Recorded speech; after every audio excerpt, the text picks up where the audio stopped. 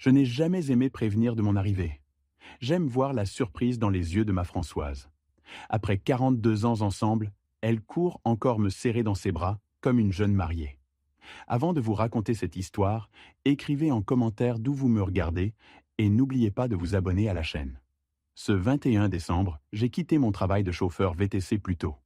Notre petite ville côtière était calme. Je pensais aux préparatifs de Noël avec Françoise. Depuis que Julien, notre fils unique, a épousé Chloé, nous sommes souvent seuls. Déjà, m'a demandé Roger près du terminal, il n'est que 16 heures. J'ai fait mon quota, je veux surprendre ma femme. 40 ans de mariage et toujours des surprises. C'est comme ça qu'il faut faire, Michel. Dans ma Renault Clio de 2016, j'ai roulé vers notre maison, celle que j'ai construite brique par brique pendant 30 ans. À 62 ans, mon corps ne supportait plus le bâtiment. Françoise et moi avions tout sacrifié pour cette maison. En tournant dans notre rue, j'ai vu une Peugeot 308 noire et le camion de Julien. Je ne l'attendais pas avant 3 jours. Quelque chose clochait. En m'approchant, j'ai entendu des rires, des verres qui tintaient. Puis j'ai vu Françoise sur le banc près de l'entrée, la tête baissée, les épaules tremblantes. Elle pleurait. « Mon amour, qu'est-ce qui ne va pas ?» ai-je murmuré. « Michel, je ne t'attendais pas si tôt », a-t-elle dit en essuyant ses larmes, les yeux rouges. Ses mains étaient glacées. La voix de Julien a retenti de l'intérieur. « Allez, maman, c'est juste une signature. Monsieur Gérard et Madame Sylvie sont là pour les papiers. Les beaux-parents de Julien. Des papiers. Des signatures. » Un frisson m'a parcouru. « De quel papier parle-t-il » ai-je demandé. « Ils sont arrivés il y a 2 heures avec des bières. Je pensais que c'était une visite normale, mais... » Sa voix a tremblé. Julien est apparu à la porte. À 35 ans, il me ressemblait. Mais quelque chose dans ses yeux me déplaisait depuis qu'il avait rencontré Chloé. « Maman, nous avons besoin que tu signes le transfert et la procuration. La maison sera en sécurité avec nous, pas avec vous deux qui êtes déjà vieux. »« Quel transfert, Julien ?» ai-je dit en sortant de l'ombre. Mon fils a sursauté, son visage devenant blanc. « Papa, je ne savais pas... » « C'est quoi cette histoire? Qu'est-ce que tu demandes à ta mère de signer ?» Chloé et les Dumas sont apparus. Monsieur Gérard, corpulent avec une moustache soignée, m'a tendu la main. Je ne l'ai pas prise. « Papa, nous voulons sécuriser l'avenir, » a dit Julien. « Avec ton âge, si tu perds la maison, si tu la mets à notre nom, à votre nom, cette maison que j'ai construite de mes mains, que nous avons payée avec 40 ans de labeur, nous voulons protéger le patrimoine familial, » est intervenu Gérard d'un ton condescendant. « Cette maison est en ordre, j'ai l'acte, je n'ai besoin de personne. » Julien, qui avait bu, a vacillé. « Quand tu ne pourras plus travailler, comment garderas-tu la maison? Nous avons nos économies et ma pension. Nous n'avons besoin de personne. » Madame Sylvie a souri. « Imaginez, vous pourriez vivre ici tranquillement, il s'occuperait de tout. » J'ai vu Françoise baisser les yeux, honteuse. Il l'avait harcelée pendant des heures. « Personne ne signe rien. Quittez ma maison immédiatement. »« Vous faites une erreur, » a menacé Gérard. « Si vous voulez aider, respectez nos décisions et notre propriété. » Julien a explosé. « Tu gâches tout. Monsieur Gérard connaît des gens importants. On pourrait obtenir un prêt pour agrandir. » Voilà, il voulait notre maison comme garantie. Cette maison n'est pas à vendre. Elle ne sera au nom de personne d'autre. Partez. Après un silence tendu, ils sont partis. Sur la table, j'ai trouvé des documents. Procuration et transfert de propriété, déjà sur papier à en-tête notariale. Tout était prévu. « Michel, j'ai peur, » a avoué Françoise. « Il nous parle comme si nous étions inutiles. » Ne t'inquiète pas. Je ne laisserai personne prendre ce qui est à nous. Cette nuit-là, pendant que Françoise dormait, j'ai planifié. Je contacterai le capitaine Moreau de la police et maître Sophie Renard, l'avocate. Cette guerre ne faisait que commencer, et je n'avais aucune intention de perdre. J'ai à peine dormi cette nuit-là. Pendant que Françoise respirait de façon agitée, ma tête ne cessait de tourner. L'image de mon fils trinquant avec ses beaux-parents pendant que ma femme pleurait dehors me brûlait comme de l'acide. Avant l'aube, j'ai fait du café et appelé Roger. « Michel, » a-t-il répondu, la voix endormie. « Qu'est-ce qui ne va pas? Il est à peine 5 heures. »« J'ai besoin d'un service, mon ami. Peux-tu me remplacer aujourd'hui? J'ai des affaires urgentes à régler. Bien sûr, Michel. Tout va bien avec Madame Françoise? Je t'expliquerai plus tard. Je te dois une, Roger. Françoise m'a rejoint, ses mains sur mes épaules. Où vas-tu sitôt? A-t-elle demandé en se servant du café. M'assurer que personne ne prenne ce qui est à nous. Fais-moi confiance, mon amour. Elle m'a regardé intensément avec ses yeux qui, après 42 ans, me donnaient encore l'impression qu'elle pouvait lire chacune de mes pensées. Fais attention, Michel. Je connais ce regard chez toi. Mon premier arrêt a été le commissariat de police municipale. Le capitaine Moreau était là. Nous avions grandi ensemble dans le même quartier. Laurent, content de te voir? Qu'est-ce qui t'amène ici si tôt? Entre, je viens de faire du café. Je lui ai tout raconté. Son visage s'est durci. Je connais les Dumas. Monsieur Gérard se comporte comme un gros homme d'affaires, mais il a la réputation de profiter des gens. Et ce que tu me dis sur Julien? Désolé de le dire, Michel, mais ton fils a toujours cherché la facilité. Que puis-je faire, Laurent? J'ai peur qu'il revienne et fasse de pression sur Françoise quand je ne serai pas là. Légalement, je ne peux pas faire grand-chose s'ils n'ont pas commis de crime. Mais je peux envoyer des patrouilles, passer plus souvent devant chez toi. Et tu connais Sophie Renard? Elle est bonne. Elle a aidé plusieurs collègues avec des problèmes de propriété. Son cabinet est près du marché. Chez l'avocate, malgré l'heure matinale, les lumières étaient allumées. Sophie Renard s'est avérée être une femme dans la trentaine, en tailleur formel, cheveux noirs tirés en chignon serré. Je lui ai raconté ma situation sans omettre aucun détail. Elle a écouté sans m'interrompre, prenant des notes. Monsieur Michel, ce que vous décrivez est malheureusement très courant. Des enfants qui font pression sur des personnes âgées pour transférer leurs biens. Que puis-je faire pour nous protéger? D'abord, vérifiez vos papiers. Avez-vous un testament? J'en ai fait un il y a 10 ans. Julien est notre fils unique, donc seul héritier. Nous devons changer cela immédiatement et révoquer toute procuration que votre fils pourrait avoir. Nous ne lui avons donné aucune procuration. Vous en êtes complètement sûr? Votre femme pourrait avoir signé quelque chose à votre insu. Un frisson m'a parcouru. Françoise m'avait dit qu'elle n'avait rien signé hier, mais avant? Je n'en suis pas sûr. Je dois vérifier. Sophie a pris son téléphone. Je connais tous les notaires de la ville. Je vais vérifier s'il existe une procuration au nom de votre fils. Pendant 2 heures, elle a rédigé documents pendant que je lui fournissais les informations sur nos biens. La maison, quelques modestes économies, un petit terrain en périphérie. Monsieur Michel, je recommande de mettre la maison en fiducie. C'est une structure juridique qui protégera la propriété même après votre décès, garantissant que votre femme pourra continuer à y vivre. L'important, c'est que personne ne puisse vous faire pression pour la transférer maintenant. Le téléphone a sonné. L'expression de Sophie est devenue grave. Nous avons un problème, monsieur Michel. Selon Maître Dupont, le notaire, une procuration générale a été enregistrée il y a 6 mois en faveur de votre fils Julien, signée par Madame Françoise. Le sol a bougé sous mes pieds. C'est impossible. Françoise ne ferait jamais ça sans me consulter. Le notaire dit que la signature a l'air authentique, mais... Monsieur Michel, votre femme signe-t-elle tous ces documents? Ou signez-vous parfois pour elle? Parfois je signe pour elle, oui. Des documents de routine. Nous avons des signatures très similaires. Est-il possible que quelqu'un ait falsifié sa signature? Dans tous les cas, nous révoquons cette procuration immédiatement et déposons plainte pour falsification possible. Nous avons passé la matinée à aller d'une étude notariale à l'autre, formalisant la révocation, établissant la fiducie, modifiant le testament avec une clause stipulant que toute tentative de coercition disqualifierait automatiquement Julien comme héritier. Avant de partir, Sophie m'a donné un dernier conseil. Monsieur Michel, vous devez obtenir des preuves. S'ils font à nouveau pression sur vous, enregistrez la conversation. Une seule personne doit consentir pour que l'enregistrement soit légal, et cette personne peut être vous. Elle m'a montré comment configurer l'application sur mon téléphone et m'a remis un dossier avec les documents. Gardez-les dans un endroit sûr, et appelez-moi à tout moment. Je suis sorti en me sentant plus fort, mais aussi plus triste. Je n'aurais jamais imaginé devoir me protéger légalement de mon propre fils. En route vers la maison, Françoise a appelé. « Michel, Julien vient d'appeler. Il dit qu'il vient avec monsieur Gérard. qu'ils ont quelque chose d'important à nous montrer. Ne leur ouvre pas la porte. J'arrive tout de suite.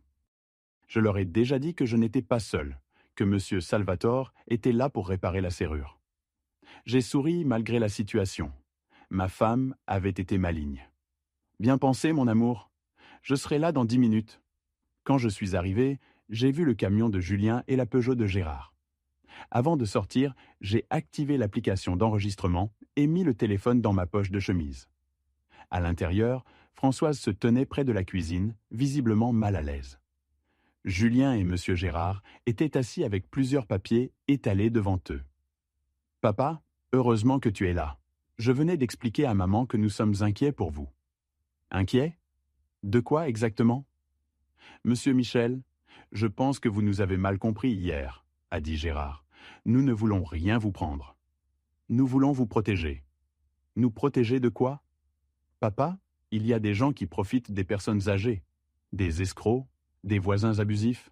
Même le gouvernement peut saisir des propriétés si elles ne sont pas protégées légalement. C'était un mensonge flagrant, mais je me suis retenu. Je voulais voir jusqu'où ils iraient. Et comment exactement allez-vous nous protéger ? Gérard a poussé des papiers vers moi. C'est très simple. Si la maison est au nom d'une société que nous contrôlons, personne ne peut y toucher. Vous continuerez à y vivre, mais légalement, vous serez plus en sécurité. J'ai parcouru les papiers. Un contrat de vente déguisé avec des clauses abusives. C'est pour le bien de tous, a dit Julien. De plus, M. Gérard m'a proposé un poste dans son entreprise si nous finalisons cet arrangement. Un poste important avec un bon salaire. Voilà donc. Un emploi chez son beau-père. Julien, mon fils, depuis combien de temps es-tu sans travail ? Je ne suis pas sans travail, papa. Je suis entre 2 emplois. J'aide M. Gérard avec certaines affaires. Quelles affaires exactement ?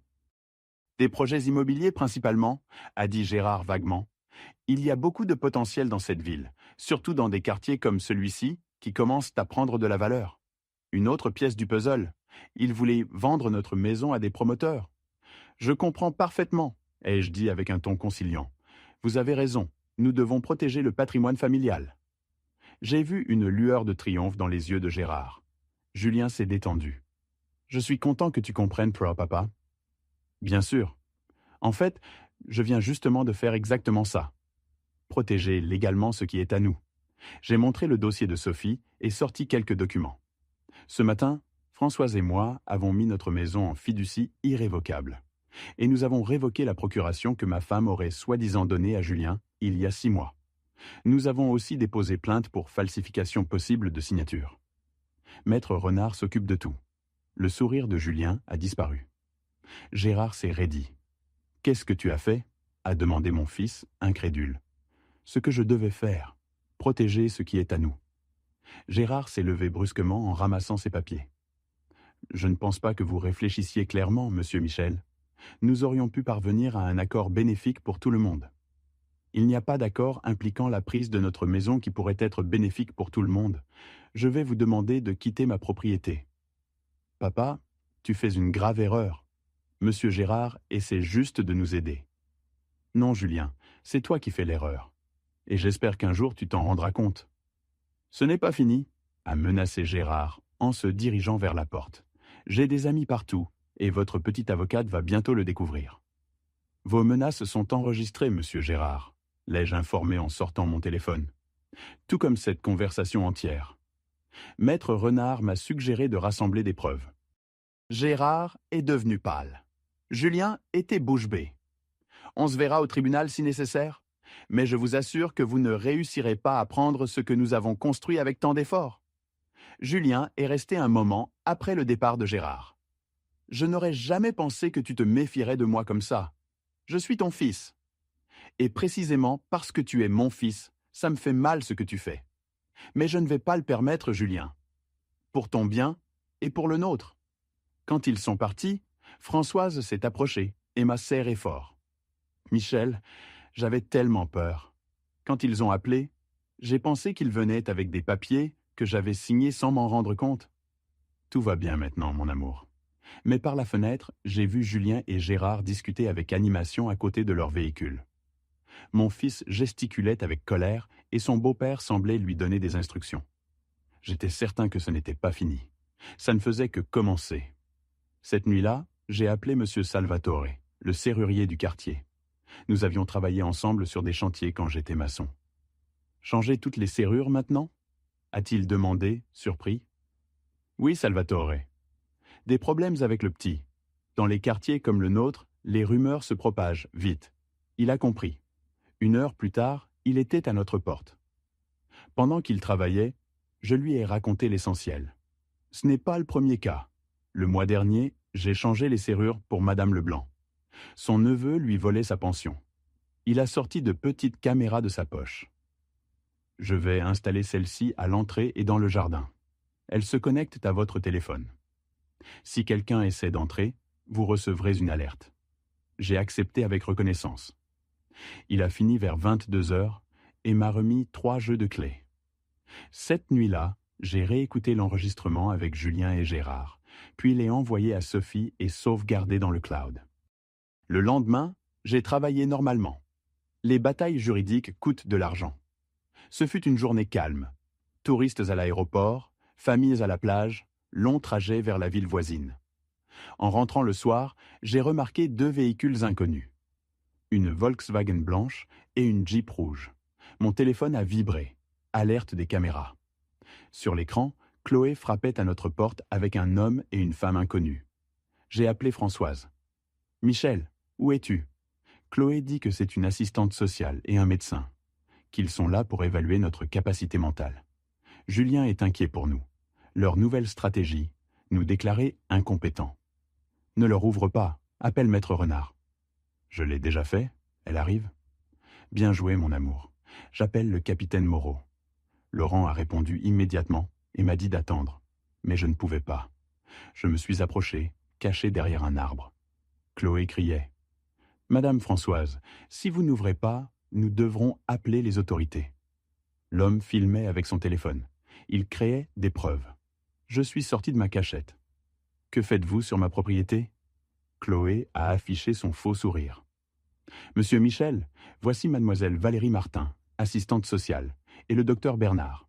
Ils sont là pour une évaluation de routine. » « Ordonné par qui ? Nous n'avons rien demandé. » « Votre fils a exprimé son inquiétude, » a dit la femme sans montrer d'identification. « De quelle agence êtes-vous ? » « Nous travaillons avec un programme privé. »« Alors vous n'avez aucune autorité légale. Quittez ma propriété. »« C'est pour votre bien, » est intervenu le supposé médecin. Une procédure standard pour les personnes de votre âge. « Docteur Bernard, votre licence médicale ?» L'homme est devenu nerveux.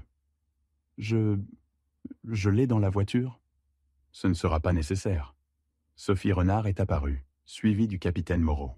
« Mademoiselle Martin, docteur Bernard, vous commettez plusieurs crimes.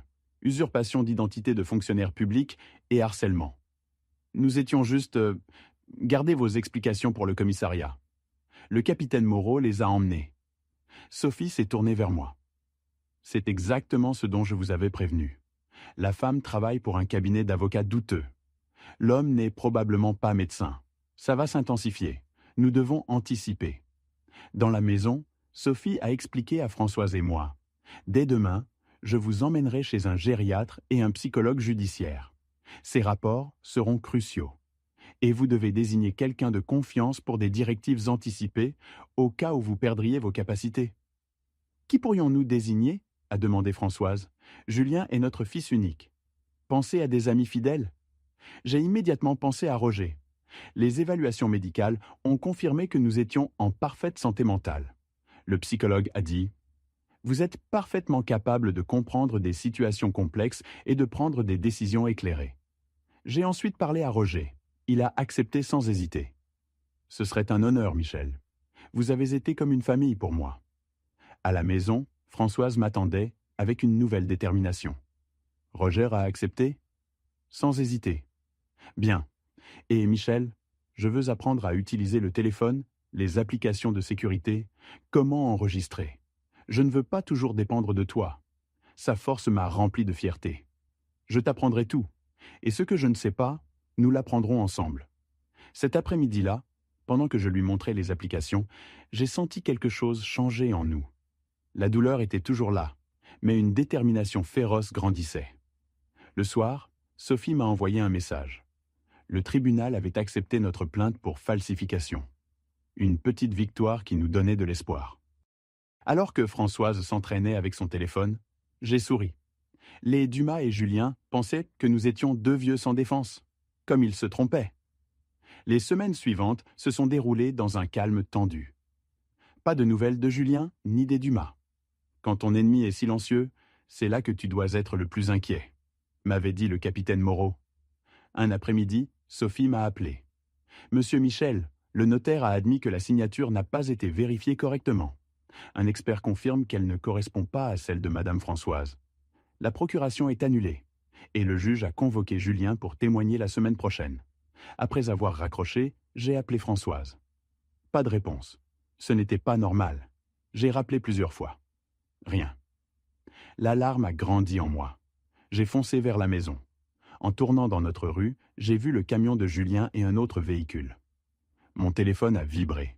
Alerte des caméras. Sur l'écran, Julien, Chloé et un inconnu entraient dans notre maison. Françoise était avec eux, mais bougeait lentement. J'ai appelé le capitaine Moreau. « Laurent, ils sont dans ma maison. Quelque chose ne va pas avec Françoise.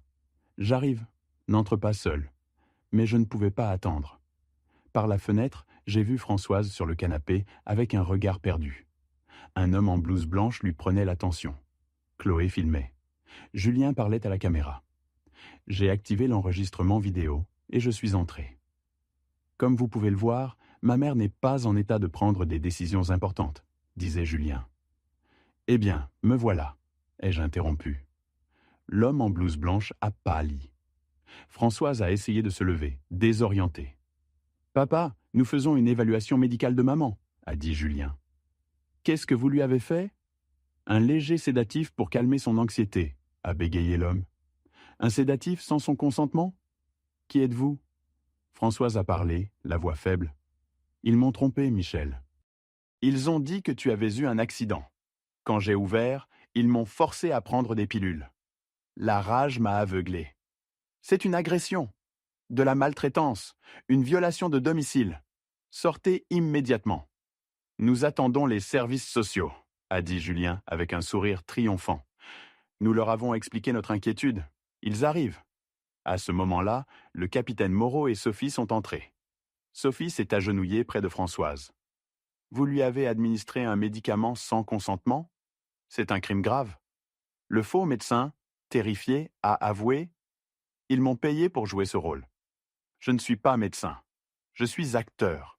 Ils m'ont donné un scénario, promis qu'il n'y aurait pas de conséquences. » Moreau a sorti ses menottes. Julien, se voyant acculé, s'est effondré.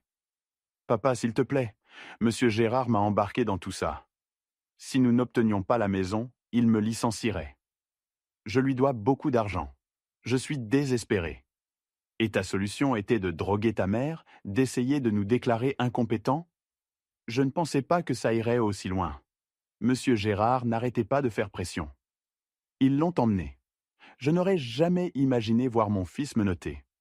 Cette nuit-là, j'ai réfléchi en regardant Françoise dormir, remise du sédatif. Le lendemain, après une longue discussion, nous avons pris une décision. Au commissariat, j'ai expliqué à Sophie et Laurent. Nous ne voulons pas que Julien aille en prison, mais nous voulons des conséquences. Il doit se distancer des Dumas, trouver un travail honnête, subvenir à ses besoins. Et tant qu'il le fait, nous ne porterons pas plainte. Et les Dumas ? A demandé Sophie. Nous voulons les poursuivre, a dit Françoise fermement. Ce sont les vrais coupables. Nous aurons besoin que Julien témoigne contre eux. Dans la salle d'interrogatoire, j'ai expliqué l'accord à Julien. Il avait l'air hagard, défait. Je ne vais pas en prison ?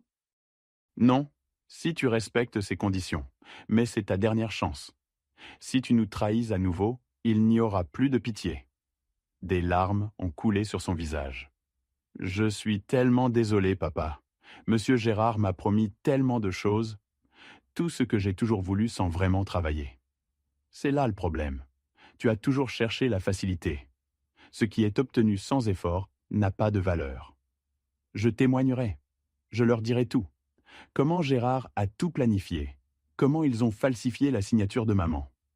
En partant, Julien m'a demandé « Tu penses que vous pourrez me pardonner un jour ?» Je me suis arrêté sans me retourner. Le pardon se mérite, Julien. Avec des actions, pas avec des mots. Montre-nous que tu as changé. Ensuite, nous parlerons de pardon. Les semaines suivantes ont été intenses. Avec le témoignage de Julien et nos preuves, le procureur a poursuivi les Dumas pour falsification, fraude, coercition et complicité dans l'administration de substances sans consentement. Julien s'est complètement distancié d'eux. Il a déménagé dans un petit appartement et, avec l'aide de Roger, a obtenu un emploi comme assistant administratif à la coopérative de transport. Chloé a demandé le divorce immédiatement. Les rumeurs disaient que M. Gérard avait perdu plusieurs contrats après le scandale. Françoise et moi avons continué notre vie, plus unis que jamais. La maison, protégée par la fiducie, restait notre refuge. Des mois se sont écoulés avant que nous acceptions de revoir Julien. Rencontre brève et gênée dans un café neutre. « Ce n'est pas facile, a-t-il admis, mais je sens que je fais enfin la bonne chose. Pas de grande réconciliation, juste un début prudent de reconstruction. Le chemin vers le pardon serait long. Avec le temps, les visites sont devenues plus fréquentes. Julien n'a jamais regagné complètement notre confiance, mais petit à petit, il a montré par des actions qu'il avait appris sa leçon. Les Dumas ont écopé d'amendes substantielles et de restrictions qui ont limité leurs activités. Un après-midi sur notre porche, Françoise a pris ma main. « Tu sais, Michel, peut-être que Julien avait besoin de toucher le fond pour trouver son chemin. » « Peut-être. Je regrette juste que nous ayons dû tant souffrir. La souffrance forge le caractère. L'important, c'est qu'à la fin, nous avons tous appris quelque chose. Julien a appris les conséquences. Et nous avons appris que nous sommes plus forts que nous le pensions. » Elle a posé sa tête sur mon épaule. « Et que ce que nous avons construit ensemble, personne ne peut nous le prendre. » Le soleil se couchait, peignant le ciel d'orange et de violet. Notre maison se dressait ferme derrière nous, témoin d'une vie de lutte et de triomphe. J'ai compris que c'était cela qui comptait vraiment. Pas les murs, mais ce que nous avions construit ensemble. Une vie d'honnêteté, de travail acharné, d'amour incassable, notre véritable héritage. Épilogue. 2 ans ont passé. Notre vie a retrouvé une certaine paix. Julien travaille toujours à la coopérative. Promu chef d'équipe récemment, il nous rend visite une fois par mois, toujours avec respect. Il ne parle jamais de la maison ou de l'héritage, mais de son travail, de comment il économise pour sa propre maison. La semaine dernière, il est venu avec des fleurs pour Françoise et des cigares modestes pour moi, achetés avec son salaire durement gagné. C'est pour cela qu'ils avaient plus de valeur. Papa, maman, je sais que je ne peux pas effacer ce que j'ai fait. Mais chaque jour, j'essaie d'être l'homme que vous méritez comme fils. » Françoise a essuyé une larme. Moi, incapable de parler, j'ai juste hoché la tête. Les Dumas ont quitté la région.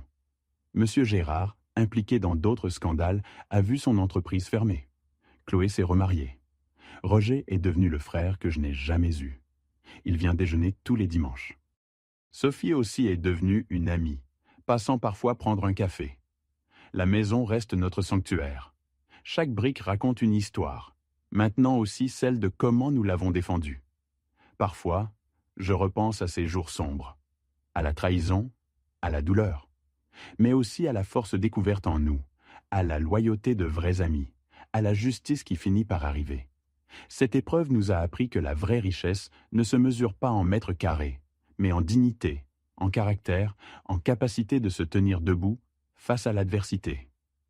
Notre fils a essayé de nous prendre notre maison, mais notre véritable maison n'a jamais été ces 4 murs. Notre véritable maison a toujours été nous deux, Françoise et moi, unis par 44 ans de vie partagée. Et cette maison-là, personne ne pourra jamais nous la prendre. Aujourd'hui, à 64 ans, je conduis encore ma Renault Clio dans notre petite ville côtière.